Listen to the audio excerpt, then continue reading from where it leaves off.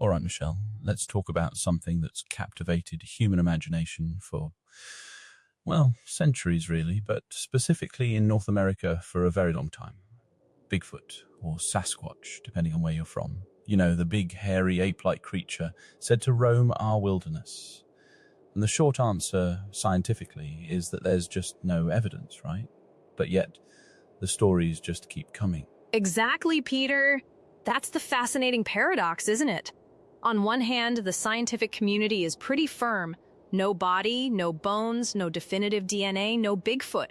But then you look online or you talk to people and the sightings, the experiences, they haven't stopped. In fact, in some ways, they've only grown more accessible with modern technology. It's true. I mean, you'd think in this age of smartphones, drones, trail cams, that if something that big was out there, we'd have a definitive, undeniable photo or video by now. But no, it's still all blurry figures, shaky cam footage, and tantalizing whispers. It's almost frustratingly consistent, isn't it? Frustrating maybe, but also incredibly intriguing. Because despite all that, people are genuinely reporting these encounters. And it's not just some isolated individual, there are entire communities built around this. I mean, if you think about where these reports are coming from, it's heavily focused on the Pacific Northwest here in North America, which makes sense, that's where the legend really took root, but it's global too.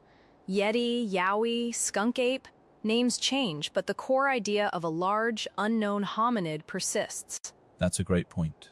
It speaks to a universal human fascination with the wild, the unknown, and perhaps even a creature that challenges our understanding of the natural world. So, let's dive into that a bit. Where are these modern sightings actually being reported? Because it's not like people are just calling up the local sheriff anymore, right? Not usually. Though I'm sure it happens occasionally, a startled hiker probably tries to call someone. But no, the digital age has really changed the game.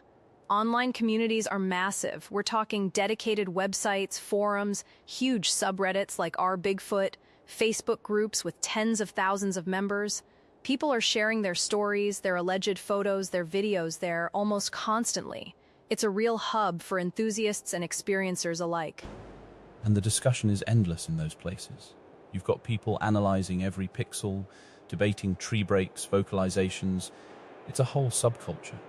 And YouTube, I mean, that's practically ground zero for alleged Bigfoot footage.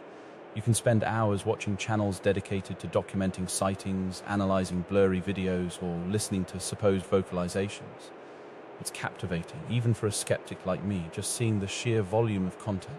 Totally. And the comment sections on those YouTube videos are a goldmine of differing opinions, from staunch believers to absolute debunkers. It's a digital campfire where people are swapping stories and theories. And let's not forget mainstream and niche media. Documentaries, TV shows, think Finding Bigfoot, or even more serious expeditions, they keep the narrative alive. They fund searches, explore hotspots, interview witnesses. It constantly cycles back into pop culture. Right, because even if you're presenting it from a skeptical viewpoint, just the act of making a show about it perpetuates the idea. And then there are the personal accounts, the everyday person who genuinely believes they saw something. These are the stories that for me are the most compelling, because they're not always looking for fame or clicks. They're just trying to make sense of an intense, often terrifying experience. Absolutely. Imagine you're out hiking, camping, or hunting, and you see something inexplicable, something that doesn't fit into your known understanding of wildlife. That's a profound experience, and it really speaks to the power of eyewitness testimony, even if it's not considered scientific evidence. So, if we look at what these modern sightings typically involve, what are we usually hearing about? Well, the classic eyewitness account, of course. People describing a large, often 7 to 10 foot tall, bipedal, ape-like creature, hairy, usually dark-colored, with a distinctive gait. I've read countless accounts, and the consistency of the description across different people, different regions, even different eras is pretty remarkable. That in itself is a puzzle.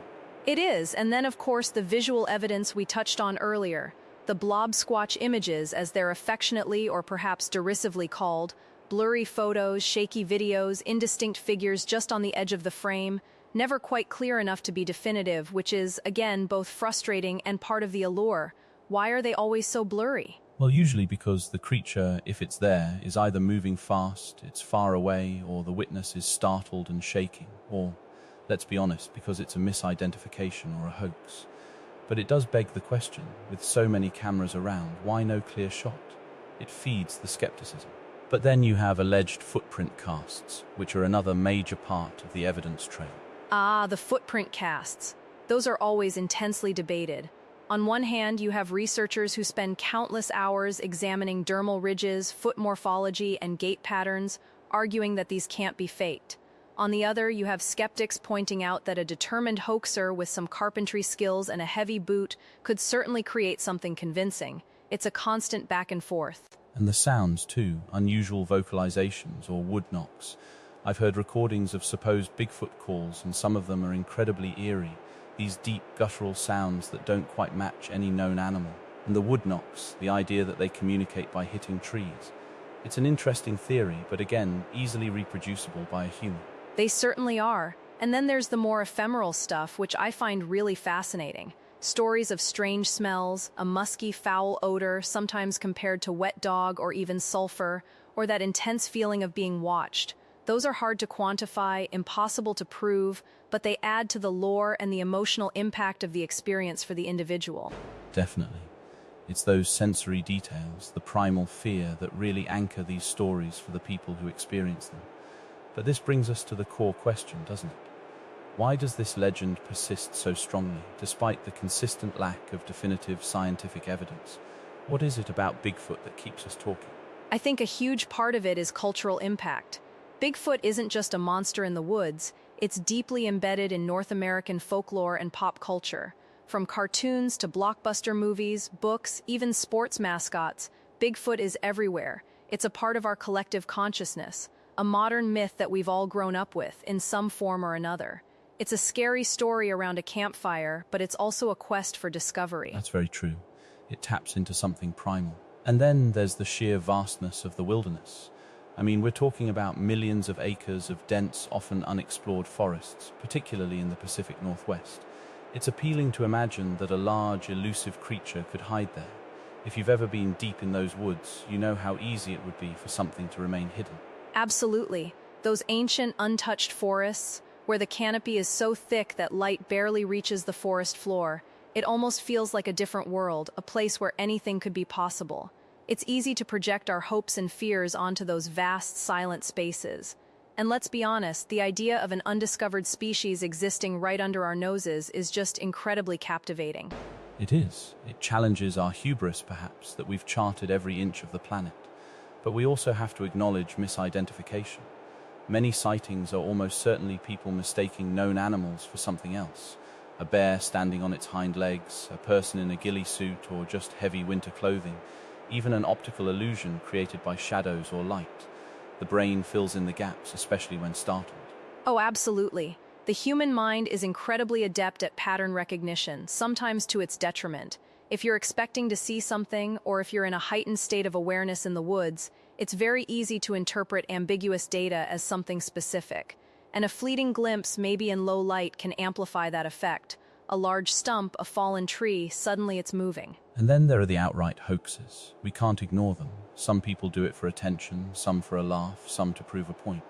And these hoaxes, unfortunately, muddy the waters for genuine witnesses and researchers alike. It makes it harder to take any new piece of evidence seriously. They certainly do. The internet has made it both easier to share genuine experiences and easier to craft elaborate fakes. And it's often the fakes that go viral, further eroding trust. But despite all that, the appeal of mystery just keeps pulling us in, doesn't it? The what-if factor. The idea that there's still something truly wild and undiscovered out there. That's the core of it, I think. We live in an age where so much is mapped, explained, and understood. The idea that there could still be a large, intelligent primate roaming vast, untouched forests. It's thrilling. It allows for wonder in a world that sometimes feels overly catalogued. It's the last frontier of cryptozoology, really. It really is. And I think that speaks to our deep-seated desire for magic, for the unknown, for something to challenge our rational understanding. So while reports of Bigfoot are definitely a modern phenomenon, and you have people who genuinely believe they've seen something incredible, the scientific community, as we said at the top, just isn't there yet. No, they're not. They hold to the need for high-quality, verifiable physical evidence, a body, bones, irrefutable DNA, or undeniably clear photographic or video evidence. Until then, Bigfoot remains a fascinating cultural phenomenon, a source of captivating mystery but scientifically unproven. And that's okay, because the mystery itself is half the fun, isn't it? It sparks conversation, it encourages people to get out into nature, and it reminds us that there's always something more to explore, even if it's just in our imaginations. It really is an incredible piece of our cultural fabric. Absolutely, Michelle. And who knows, maybe one day someone will finally get that undeniable shot. But until then, the legend of Bigfoot will continue to roam free, much like the creature itself in our collective minds. It's a story that keeps on giving. It certainly does. Thanks for diving into this fascinating topic with me, Peter. It's always a pleasure. My pleasure as well, Michelle.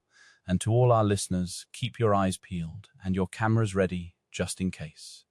You never know what's lurking out there.